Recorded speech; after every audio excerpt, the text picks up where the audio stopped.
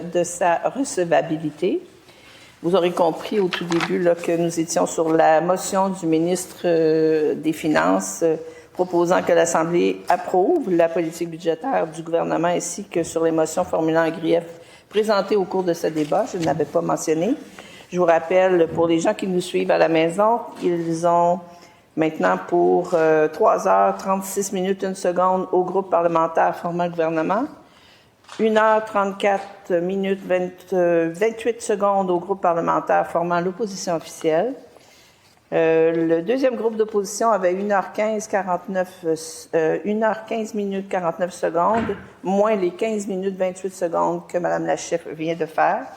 40 minutes 47 secondes au troisième groupe d'opposition et 7 minutes 30 secondes à Mme la députée de Laporte. Maintenant, je cède la parole à Monsieur le ministre. Allez-y, la parole est à vous. Alors, je vous remercie beaucoup, Madame la Présidente.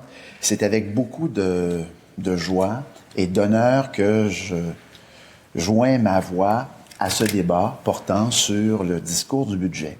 Et c'est la première fois que j'ai l'occasion de le faire à titre de ministre responsable des ressources naturelles et des forêts et ministre responsable de la capitale nationale. Et sans rendre personne jaloux dans cette chambre, je pense que je suis à la tête d'un ministère qui sort largement gagnant de ce dernier budget. Et j'aimerais vous exposer dans les quelques minutes qui viennent pourquoi et comment. Donc, j'aborderai 3 thématiques, celle de la forêt, celle des mines et celle, bien sûr, de la capitale nationale. Peut-être d'abord, Madame la Présidente, une mise en contexte général de la situation très grave dans laquelle se retrouve actuellement l'industrie forestière. Parce que nous connaissons en quelque sorte une tempête qui met à profit certains éléments qui mettent à mal l'industrie forestière. D'abord, suite à l'intervention du président Donald Trump, nous subissons des tarifs commerciaux qui atteignent maintenant 45 %. C'est pas la première fois que le Québec se voit imposer comme ça des tarifs commerciaux. Mais à hauteur de 45 %, c'est du jamais vu. C'est presque le double de ce qu'on avait pu voir par le passé. Donc, c'est un moment très dur pour l'industrie forestière québécoise. Et pourquoi? Parce que vous n'êtes pas sans savoir, Madame la Présidente, que la moitié du bois prélevé, en fait coupé au Québec, il est exporté. Et 80 % de ces exportations le sont en destination des États-Unis. C'est donc dire l'importance de ce marché pour notre économie québécoise et cette quasi-fermeture des frontières via les tarifs imposés par l'administration américaine pèse très lourd sur nos industries. À cela s'ajoute une baisse majeure de la demande du marché américain en bois d'œuvre, étant donné le ralentissement qu'on peut voir au niveau de la construction. Je parlais tout dernièrement avec un important entrepreneur québécois qui me disait, tu sais, Monsieur le ministre, donc, le bois que j'ai vendu au mois de juin dernier est encore sur les tablettes aux États-Unis.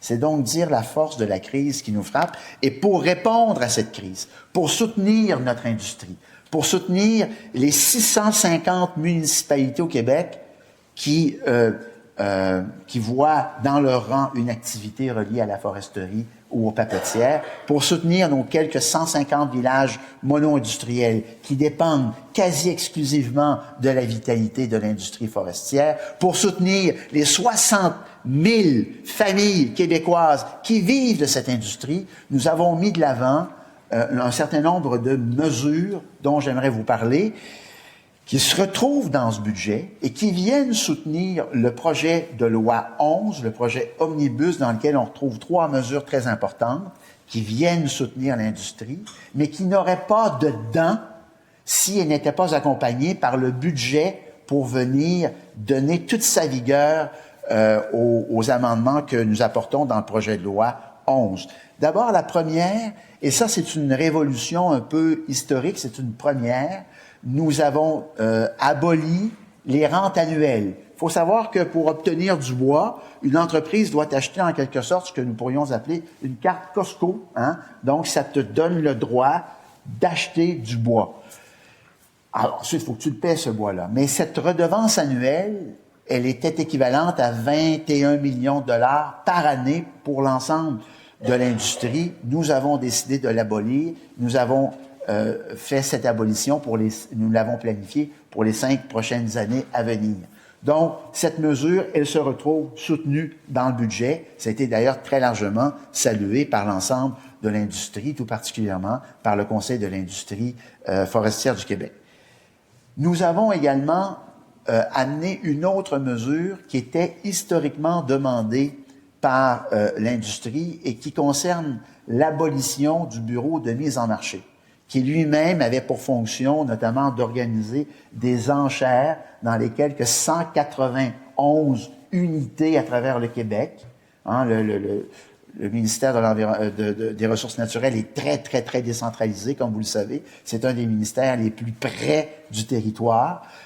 Et donc, nous abolissons le bureau de mise en marché, nous abolissons les enchères et nous venons soutenir, pour éviter un choc tarifaire qui pourrait découler de cette nouvelle tarification que nous mettons de l'avant, nous venons soutenir l'industrie afin que le choc tarifaire soit nul et ou qu'il puisse les avantager.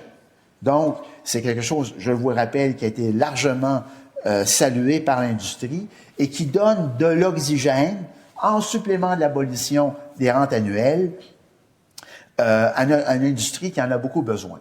À cela s'ajoutent différents programmes qui ont été à travers le temps bonifiés. Je pense au programme Innovation Bois, qui a pour objectif d'augmenter la productivité de nos scieries, très, très important dans un contexte donc de compétitivité, surtout avec les États-Unis. Nous continuons de soutenir l'industrie et de protéger la forêt, notamment, vous savez que la tordeuse du bourgeon d'épinette n'en est pas à ses premiers ravages, et nous continuons d'investir cette année et l'an prochain à raison de près de 18 millions par année pour protéger notre forêt de cette invasion qui impacte directement la productivité de l'industrie forestière qui doit composer parfois avec du bois infecté. Donc, Madame la Présidente, autant de mesures dans la foresterie qui viennent soutenir notre industrie et aider celle-ci à pouvoir passer à travers, sans doute, la pire crise qu'elle n'a jamais connue. À toutes ces mesures s'ajoutent bien sûr celles que nous avions connues lors de la révision budgétaire du mois de novembre dernier, dans le cadre duquel le ministre des Finances avait annoncé une baisse de la taxe sur la masse salariale équivalent à 60 millions de dollars pour cette année, pour l'an prochain.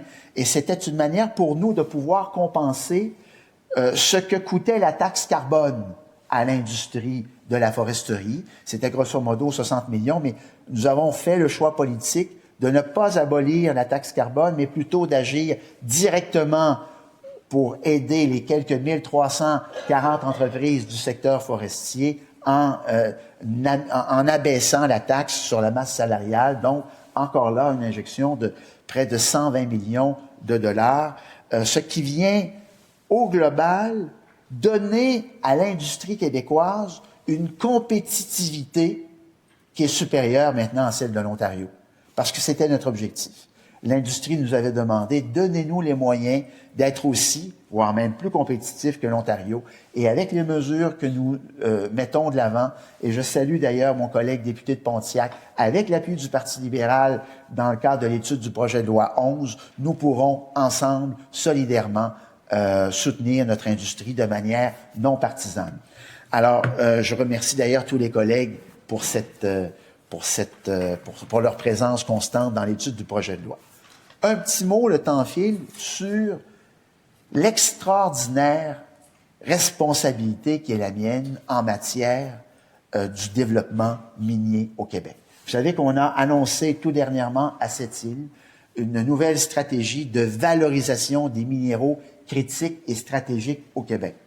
Et là aussi, le budget donne énormément d'élan à la stratégie mise de l'avant il y a quelques semaines par la création d'un fonds dédié, donc d'un fonds pour les minéraux critiques et stratégiques, d'un fonds bonifié dis-je, d'1 milliard de dollars, qui va donc atteindre une somme globale de 2,5 milliards pour soutenir l'activité minière au Québec. Donc, revenons sur l'essentiel. Pourquoi devons-nous avoir une nouvelle stratégie de minéraux critiques et stratégiques? C'est parce que, puis beaucoup d'historiens le disent, beaucoup d'observateurs de la scène internationale le disent, nous sommes face à une accélération de l'histoire. Il y a des modifications, un bouleversement dans l'ordre géopolitique et stratégique mondial qui nous impose, de diversifier nos marchés, de ne plus être, comme nous l'étions, autant dépendants que du seul marché américain, et puis de prendre faits et actes que l'essentiel des minéraux critiques et stratégiques actuellement vendus dans le monde le sont par le seul État de la Chine. C'est 80, parfois jusqu'à 90% de certains minéraux critiques et stratégiques qui ne sont distribués que par la Chine, ce qui met potentiellement à mal nos chaînes d'approvisionnement, si tant est qu'il devait, du jour au lendemain, y avoir une rupture. Et le monde entier regarde maintenant le Québec avec un regard renouvelé. Pourquoi? Parce que très rares sont les endroits dans le monde où nous retrouvons autant de minéraux critiques, autant de quantité, autant de qualité que chez nous, à l'extérieur de la Chine.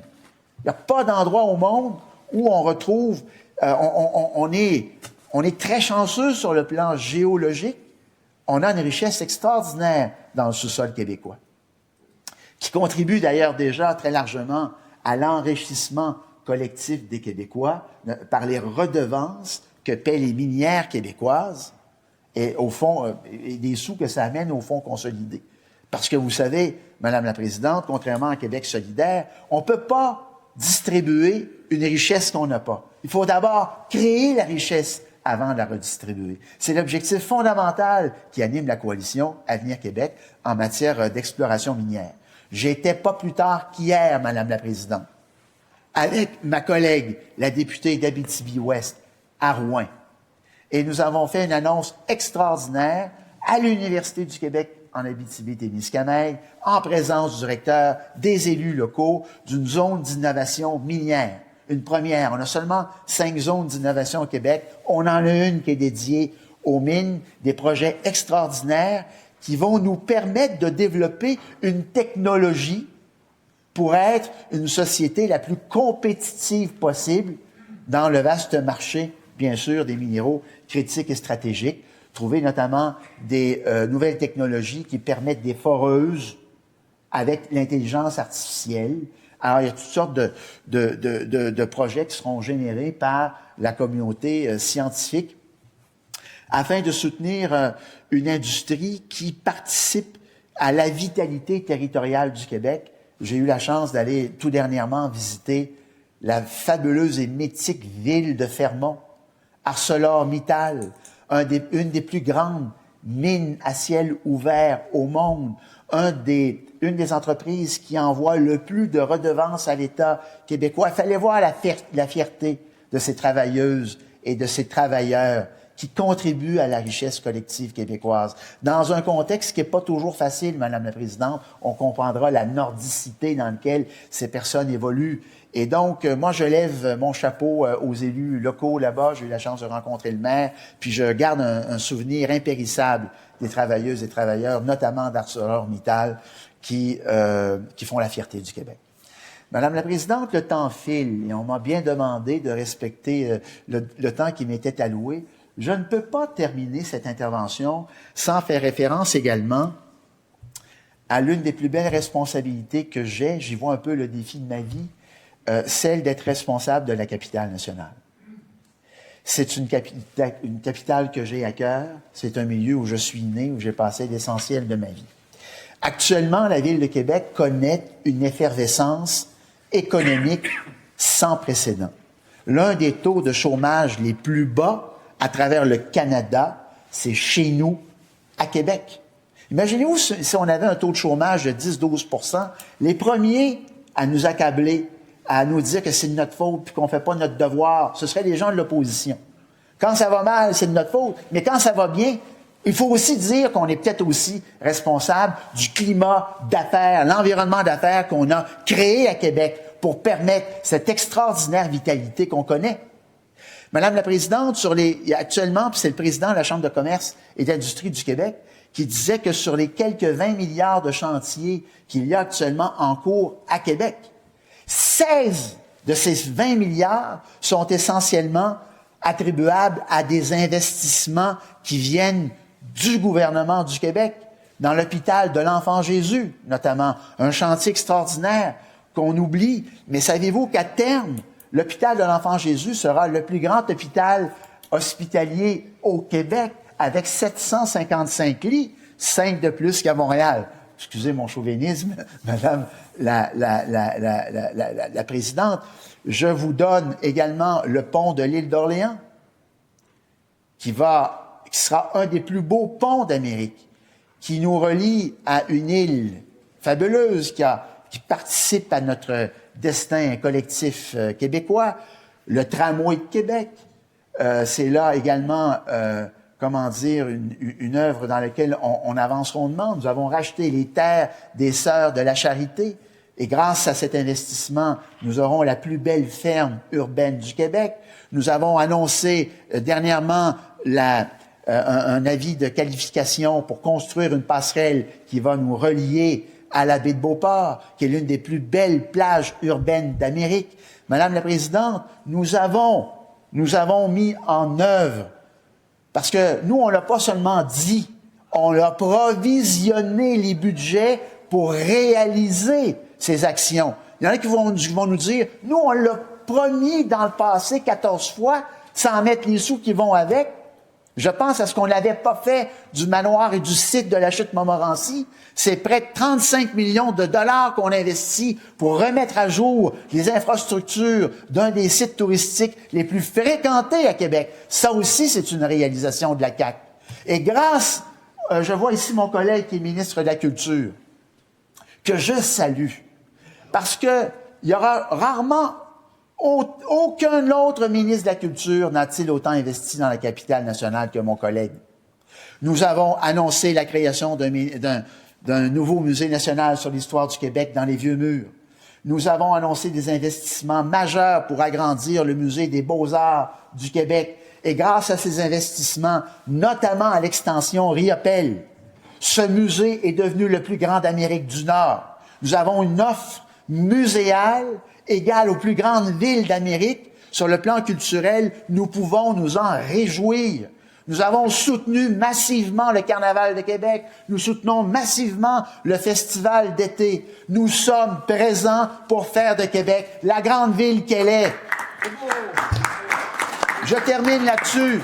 Nous venons d'annoncer un investissement pour faire de Québec la capitale internationale de l'eau douce avec un investissement majeur pour le carrefour de l'eau. Et j'ai annoncé tout dernièrement que nous travaillons avec Daniel Gélina, celui-là même qui a fait du 400e anniversaire du Québec, le grand succès qu'on connaît. Nous mettons le pied à l'étrier pour recevoir une exposition universelle en 2033. Ça aussi, c'est un beau résultat de la CAQ, dont je suis très fier, Madame la Présidente. Merci de votre attention.